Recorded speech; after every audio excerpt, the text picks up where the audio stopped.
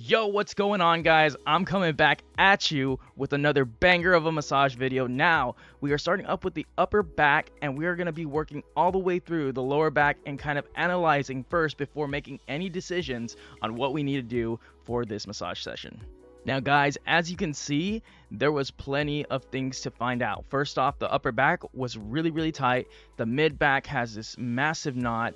And so here I am going through with my forearm trying to break this apart, and guys, you have got to hear this knot.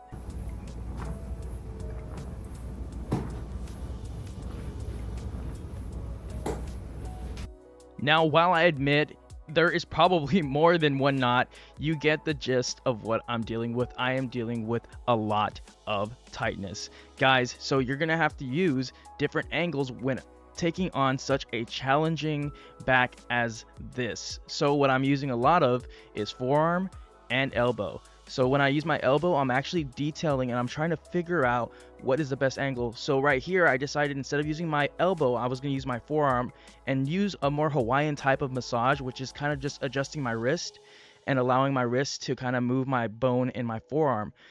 And then once I figured that out, well, I put the arm behind the back, and now I'm going through and effleuraging around the scapula. Now, guys, this is essential for just finding and figuring out what kind of knots are located in this back, and then using your elbow to then detail. Once you feel it let go back in and polish again. And it is such an amazing way to tackle on any issue that you may find in the future.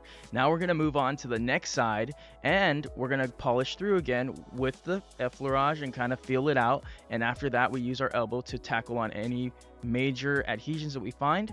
Then adjusting the arm again, we're going to dig deeper into the scapular region, and again, guess what we're doing? We're detailing with that forearm, and we are also using the elbow in needed cases. Of course, you don't want to use it for every single thing, but sometimes there is some motions for hard loving like that.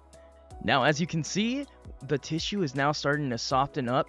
And so what we're going to do again is we're going to look through, find any adhesions, and rather than using my elbow in this instance, I'm actually using my thumb. Once I feel it give out, I move over and I continue to trace it until all the nodules have been completely dissolved. And if you guys can hear that, it sounds so clean. Guess what? Go in with the elbow, double check, make sure everything's nice, and it is. And this whole scapula area is starting to finally feel greater. Now, guys, all the tension was right in this area. It was on both sides, so I decided to flex the scapula with putting both arms behind the back so that way we can cup in between the areas like that. Now you guys are seeing the cupping actually in action.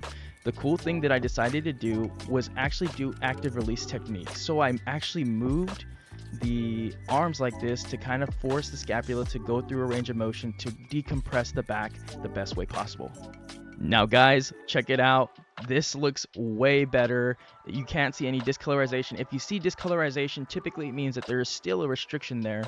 But as you can see, we polished most of it out. Now, there was a whole side of tension still there, so obviously I could do a little bit better work on the left portion of the body right here, but overall it does look greater.